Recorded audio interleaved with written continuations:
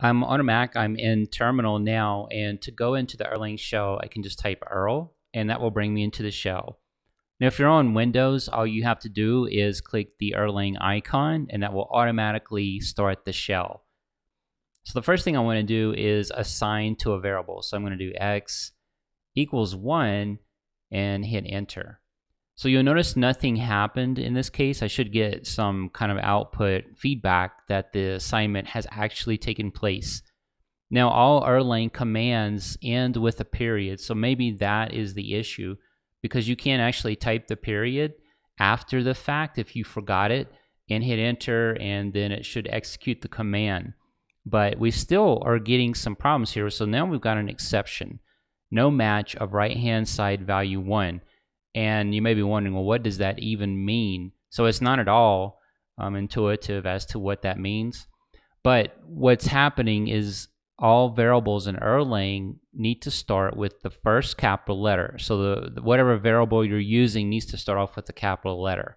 We're using X, so there's only one letter, and so we're going to capitalize it. So X equals 1, hit enter. So there we go. Now, if we type a period, because again, we've left our period off, maybe we forgot it, we can go ahead and do that here and hit enter. Now everything is working as it should, and we're not getting an exception. So let's see how that's done all in one line if we would have maybe not forgotten our period. So there's the period that terminates it. We've got a capital A, that looks good. I hit enter, and I get my feedback of the assignment. So what if I try to do x equals x plus 5 dot? So we've got a 1 plus a 5, we should get 6. But here we get the same kind of exception that we got earlier. Now, although it's printing out the value 6, which is actually the 1 and 5, it's not clear again what's going on, why this is happening. So this goes back to Erlang's immutability. We can't reassign a variable. So if you want this kind of outcome, and we've already used the A, so we would have to use a B here, you can do B equals x plus 5 dot. Now we get our 6. So those are a few basic things to keep in mind. You have immutability. You need to start any variable off with the first letter capitalized. So if I were going to do something like ABC equals 12, that's valid. But again, I forgot my period. I can just type it in and we get our output for 12. Now we can also look at how to do assignments of tuples. So tuples basically return multiple values, and you can assign each of those values into variables. So if the tuple returns 3 values, you can have 3 variables that are going to have those values assigned into them. And a lot of the times with tuples, it might be a function that's returning a tuple. So let's say the function returns 2 values. Then you can assign like an A and a B to the function, and the 2 values, one will go into A and the other will go into B. And basically that will look like this. We'll have an A, a B, and notice that the command prompt jumped to the beginning of the line where the open brace is. You can keep typing, you don't have to worry about it. It does that. It will jump to the beginning of the line, then it goes back to the end. But you can just keep typing out at regular speed, and it will not really affect what's going on with the cursor. So what I'm going to do here is create an addition of 9 plus 45. Close that with a parenthesis, comma, and then I'll have ABC, and then hit enter. And I'm going to end this with the period as well. So you'll notice we're getting this kind of exception again. And one thing that's going on here, we've already used our A, so we would need to use something else besides A in this case, and which actually already used our B. So we're getting into immutability again.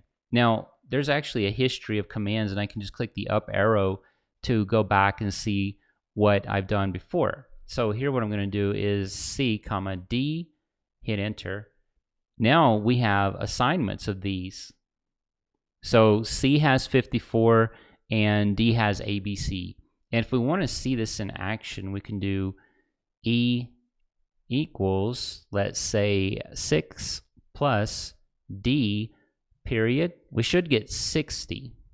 And actually what I've done here is I've used the wrong variable. That should be a C, because notice that this 9 plus 5 is 54 went into the C, and ABC went into the D. So let me try this one more time. And our E should still be valid because the assignment didn't actually take place. So I'm going to do a C in this case. That's 54. Now we get our 60. And notice this ABC. You might be wondering, well, what is that? It's not a variable because we never assigned anything to that. It's actually called an atom. That's a particular type inside of Erlang, and you can just, we're going to create a program later on where we use a lot of atoms in that program, so you'll get a better idea of what these are. All right, so continuing with this command line, you can get help by just doing help, open and close parentheses, ending with a dot, of course. That's going to give you all this output as to what's going on with the command line. These are different commands you can execute. So one thing you may also be wondering is, well, how do you get out of this? So if I do quit dot, that doesn't really work. That basically just created an atom called quit. If I do a q dot, another atom, so still nothing going on. When we started the shell earlier, it actually mentioned you can do a control G to get out. So if I do control G, well, now I'm here at this user switch command, and it didn't actually exit out. So one thing they didn't tell you is you can type Q. So it's kind of a two-step process. Control G gets you into this user switch command, then you type Q, and now you're out. So I'm out of the Erlang shell at this point. I'm going to go ahead and clear and go back into the shell. So there we are. So here's the option G, that, or control G, that will get you out, but that gets you out of the shell into the user commands. Then you have to type Q to actually exit completely out. So let's look at some other syntax. I'm going to do an IO, and then I'm going to do an fwrite and pass in hello world. And then I'll do a new line, close, period. Hit enter. So that creates this print that we have, and then there's a new line and OK right here. So what this is, we have basically a module called IO. We separate it from a function called fwrite. So semicolon fwrite, because fwrite is inside of a module called IO. So if I try to do this, hello world, I'm not going to do the new line here. Notice we get an exception, undefined shell command fwrite. So when we prepend this module to it, then we can see that we were able to then colon and access different functions coming out of that module.